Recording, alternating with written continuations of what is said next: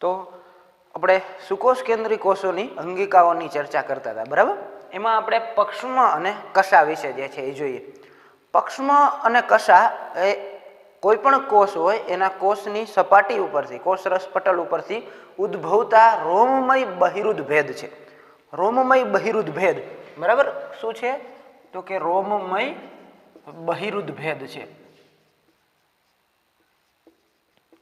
હવે રોમમય બહિરુદ ભેદ એટલે શું? બહિરુદ ભેદ એટલે બહિર એટલે બહાર, ઉદ્ભેદ એટલે નીકળતી રચના.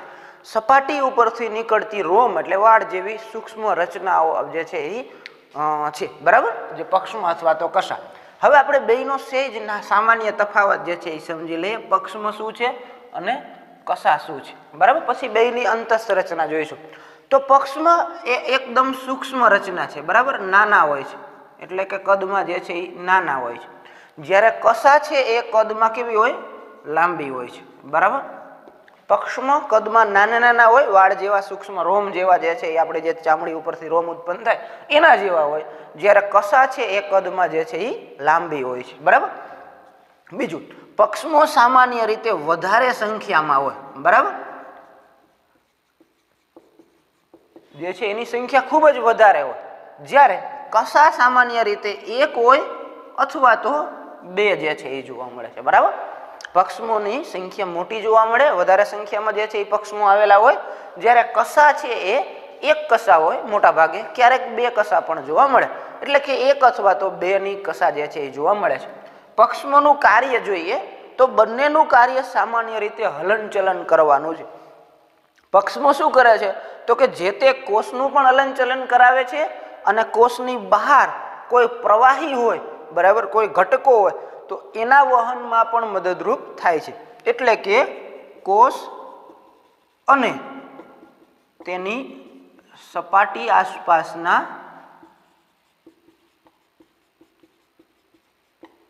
પ્રવાહી અથવા અન્ય ઘટકોના વહનમાં મદદરૂપ થાય છે, બરાબર. એટલે કે પક્ષમોનું કાર્ય છે કોષ પોતાના વહનમાં પણ મદદરૂપ થાય. દાખલા તરીકે પેરામિશિયમમાં પક્ષમો જોવા મળે છે, બરાબર.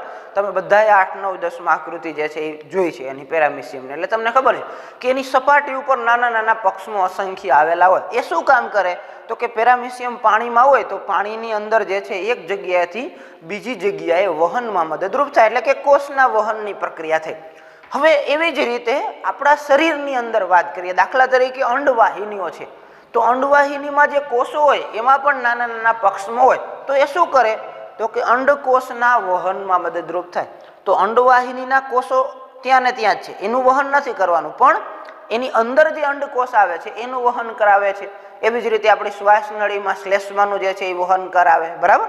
તો આ રીતે પક્ષમલ કોષો જે છે એ જે પક્ષમો જે છે તો એ કોષનું પણ વહન કરવામાં મદદરૂપ થતા હોય, અથવા તો એની સપાટી ઉપરના જે પ્રવાહી હોય, જે શ્લેષ્માનું ઉદાહરણ લીધું આપણે શ્વાસ નળીમાં, બરાબર, અથવા તો જે પણ ઘટકો હોય, દાખલા તરીકે અંડકોષ હોય જે છે એ અન્ય કોષો હોય, તો એના વહનમાં પણ મદદરૂપ થાય છે, બરાબર. તો એ જે છે એ અન્ય ઘટકો. જ્યારે કષા જે છે એ કોષના વહનમાં મદદરૂપ થાય છે, બરાબર. એ કોઈ બીજા ઘટકોનું વહન કરતી નથી, કેમ કે કોષનું પ્રચલન કરવાનું હોય તો કષા જે છે એ મદદરૂપ થાય. એક જગ્યાએથી કોષને બીજી જગ્યાએ જવું હોય તો એને કષા જે છે એમાં મદદરૂપ થાય છે. દાખલા તરીકે તમે કદાચ યુગ્લિના વિશે સાંભળ્યું હશે, બરાબર. તો યુગ્લિનામાં જે છે એ કષા જોવા મળે છે, વર્ટિસેલામાં કષા જોવા મળે છે. તો એ ચાબુક જેવી રચના હોય, જે ચાબુકના હલનચલનના કારણે કોષને પાણીમાં અથવા તો પ્રવાહીમાં જે છે એ એક જગ્યાએથી બીજી જગ્યાએ જવામાં મદદરૂપ થાય. છેલ્લે તફાવત તરીકે આપણે ઉદાહરણ પણ યાદ રાખી શકીએ. દાખલા તરીકે પક્ષમ છે તો પક્ષમના ઉદાહરણ આપવા હોય તો પક્ષમ શેમાં જોવા મળે છે? તો આપણે કીધું એમ ઉદાહરણ આપી શકીએ પેરામિશિયમ, બરાબર, કે પેરામિશિયમમાં પક્ષમો જોવા મળે છે. અને કષાનું ઉદાહરણ આપવું હોય તો આપણે આપી શકીએ યુગ્લિના. યુગ્લિનામાં આપણને કષા જોવા મળે, બરાબર. એટલે કે ઉદાહરણની દ્રષ્ટિએ પેરામિશિયમમાં પક્ષમો જોવા મળે છે. એ ઉપરાંત ઘણા પણ ઉદાહરણો આપણે આગળ ભણવામાં આવવાના છે, બરાબર. ત્યારે તમને ધ્યાનમાં આવતું જશે કે ભાઈ પક્ષમો શેમાં શેમાં હોય. આપણે અત્યારે એક જ ઉદાહરણ યાદ રાખીએ કે પેરામિશિયમમાં પક્ષમો જોવા મળે છે અને યુગ્લિના છે, વર્ટિસેલા છે, આવા જે છે એક કોષીય સજીવોમાં કષા જોવા મળે છે. હવે એક બીજી બાબત છે કે કસાની રચના કેવી હોય અથવા તો પક્ષ્મની રચના કેવી હોય, તો પક્ષ્મો અને કસા ભલે કદમાં જુદા જુદા હોય, પક્ષ્મો કદમાં નાના હોય, કસા જે છે એ મોટી હોય, બંને અલગ અલગ સજીવોમાં આવેલા, પણ અંતસ્થ રચનાની દ્રષ્ટિએ જોઈએ, એની અંદરની રચના જોઈએ તો બંનેમાં કેવી હોય, એક સમાન હોય, એક સરખી જે છે એ જોવા મળે છે. અને બીજી બાબત ખાસ ધ્યાનમાં રાખવાની, જ્યારે આપણે આદિકોષ કેન્દ્રીય કોષ વિશે અભ્યાસ કરતા હતા ત્યારે પણ એમાં આપણે જોયું હતું કે એમાં પણ કસા જોવા મળે છે, બરાબર. આદિકોષ કેન્દ્રીય કોષોમાં પણ કસા હોય, આપણે આકૃતિ દ્વારા પણ સમજાતા. પણ આદિકોષ કેન્દ્રીય કોષની કસા અને સુકોષ કેન્દ્રીય કોષની કસા બંને રચનાત્મક દ્રષ્ટિએ જુદી જોવા મળે છે. ખાસ ધ્યાનમાં રાખવાનું છે, આદિકોષ કેન્દ્રીય કોષ અને સુકોષ કેન્દ્રીય કોષ બંનેમાં કસા હોઈ શકે છે, બરાબર. બધાય સુકોષ કેન્દ્રીય કોષોમાં કસા નથી હોતી, અમુકમાં હોય છે, અમુકમાં પક્ષમાં હોય, અમુકમાં બેમાંથી એકય ન હોય. પણ સુકોષ કેન્દ્રીય કોષની કસાનું અંતસ્થ રચના અને આદિકોષ કેન્દ્રીય કોષની કસાની અંતસ્થ રચના જુદી જુદી જોવા મળે છે, બરાબર. આ ખાસ ધ્યાનમાં રાખવાનું છે. તો હવે આપણે જોઈએ કે ભાઈ પક્ષમાં અથવા તો કસાની અંતસ્થ રચનામાં શું હોય. તો આપણે જે છે એ સૌથી પહેલા તો જોઈએ કે ભાઈ પક્ષમાં અથવા તો કસા જે છે એ એક લાંબા જે છે એ અક્ષની બનેલી જે છે એ જોવા મળે છે, બરાબર.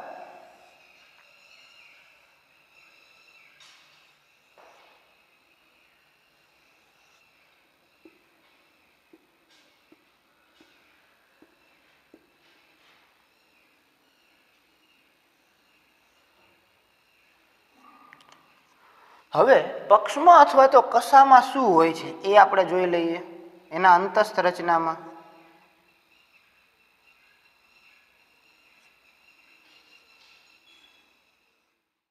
પક્ષમાં કે કસાની આપણે અંતસ્થ રચના જોઈએ તો બેયની સરખી હોય. શું હોય છે તો કે મધ્યમાં બે એટલે કે એક જોડ જે છે એ નલિકા આવેલી હોય. જે પક્ષમાં અથવા તો કસા છે એનો જે અક્ષ છે એની વચ્ચે જે આવેલો ભાગ હોય એને અક્ષ સૂત્ર કહેવાય, બરાબર. વચ્ચેનો ભાગ આપણે એનો છેદ લીધો છે, આ આખી પક્ષમાં છે કસા છે અથવા તો આપણે એનો જે છેદ આપણે લઈએ, બરાબર. તો એ છેદમાં આપણને શું દેખાય, આ રીતે આપણે છેદ લીધો છે તો છેદમાં આપણે જોઈએ તો વચ્ચેના ભાગમાં જે છે એ એક જોડ નલિકા આવેલી હોય, એટલે કે બેની સંખ્યામાં નલિકા આવેલી હોય. બંને નલિકા એકબીજા સાથે જોડાયેલી હોય, જે જોડાણ છે એને સેતુ તરીકે ઓળખવામાં આવે છે. બે વચ્ચેનું જોડાણને સેતુ કહેવામાં આવે છે. એની ફરતેની ભાગમાં જોઈએ તો એવી જ જોડીઓ આવેલી હોય, પણ એ કુલ જોડ 9 હોય. એટલે કે પક્ષમાં અથવા તો કસાની રચના કેવી હોય તો કે 9+2 9 જોડ બહારને ભાગમાં પરિઘીય જે છે એ સૂક્ષ્મ નલિકાઓ અને બે જે છે એ નલિકાઓ મધ્યસ્થ કેન્દ્રસ્થ નલિકા, બરાબર. તો બે પ્રકારની નલિકા હોય, કેન્દ્રસ્થ નલિકાઓ 2 અને પરિઘવર્તી નલિકાઓ 9 જોડ. ખાસ ધ્યાનમાં રાખવાનું છે. ટોટલ કેટલી પૂછાય, ટોટલ પૂછાય તો આપણને ધ્યાનમાં આવવું જોઈએ કે 9 દુ 18 અને +2 એટલે 20 નલિકાઓ છે, બરાબર. 11 નહીં, 9 જોડ છે. પરિઘીય નલિકાઓની સંખ્યા 9 જોડ હોય અને કેન્દ્રસ્થ નલિકાની સંખ્યામાં 2 હોય, એક જોડ હોય, બરાબર. બંને સેતુ વડે જોડાયેલી હોય. પરિઘીય નલિકાઓ પણ જે છે એ ત્રિજ્યાવર્તી તંતુ વડે જે છે એ કેન્દ્રસ્થ નલિકા સાથે જોડાયેલી હોય. કેન્દ્રસ્થ નલિકાની ફરતે પણ કેન્દ્રસ્થ આવરણ જે છે એ જોવા મળે છે. જે પરિઘીય આવરણ પણ હોય જે જીવરસ જેવું જ હોય, બરાબર. કોષરસનું બનેલું જીવરસીય આવરણ જે છે એ ફરતે ભાગમાં જોવા મળે છે.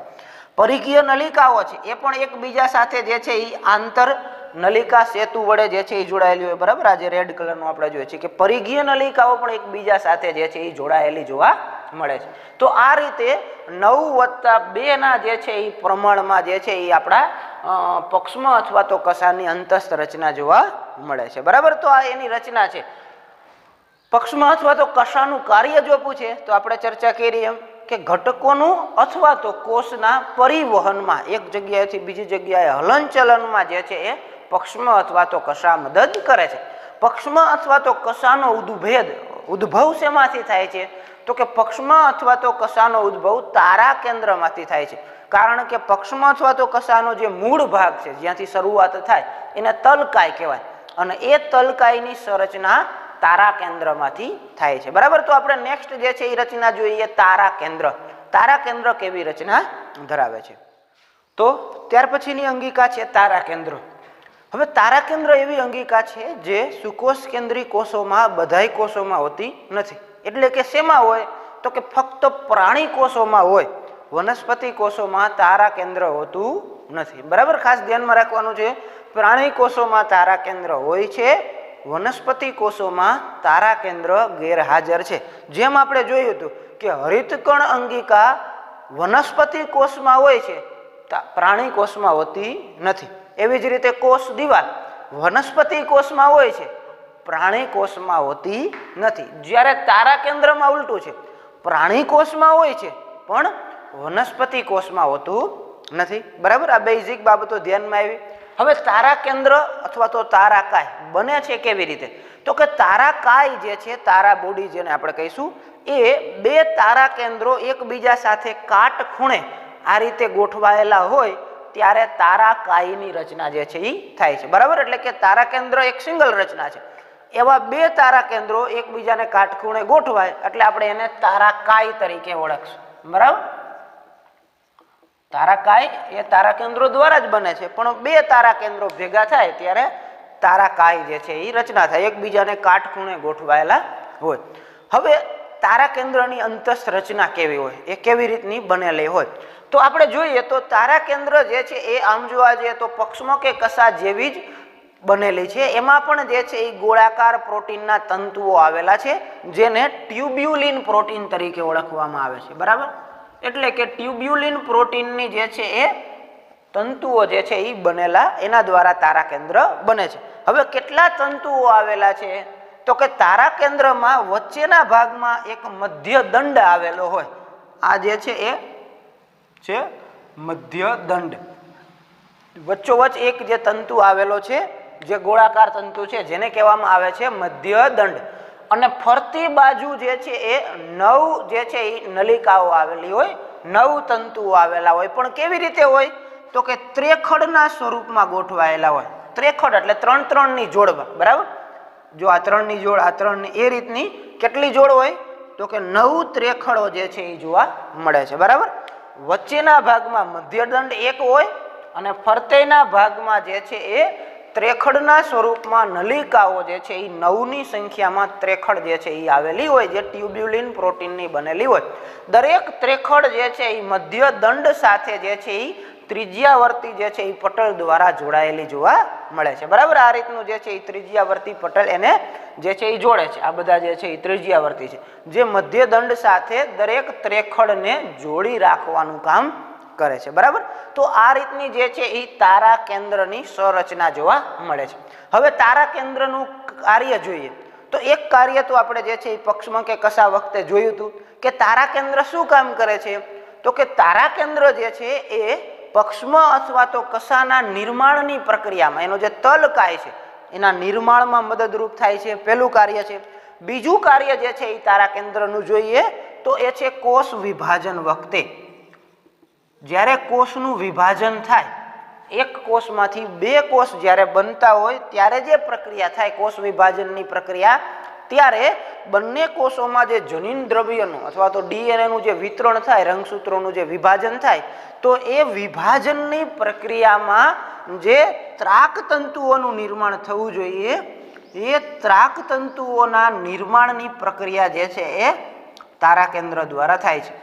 પ્રાણી કોષમાં જ્યારે કોષ વિભાજનની પ્રક્રિયા થતી હોય ત્યારે ત્રાક તંતુઓના નિર્માણની પ્રક્રિયા તારાકાય અથવા તો તારા કેન્દ્ર દ્વારા થાય છે. તો તારા કેન્દ્રના બે મહત્વના કાર્યો આપણે યાદ રાખીશું.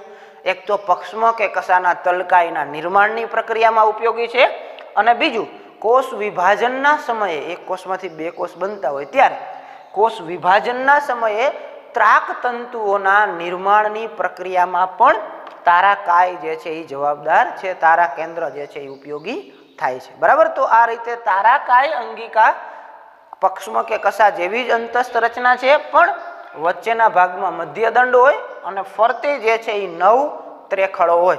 પક્ષમાં કે કસામાં વચ્ચે બે નલિકા હોય અને ફરતે 9 જોડી હોય. અહીંયા 9 ત્રેખડો છે અને વચ્ચે એક જ મધ્ય દંડ જોવા મળે છે. બરાબર, આટલો તફાવત આપણે યાદ રાખીશું.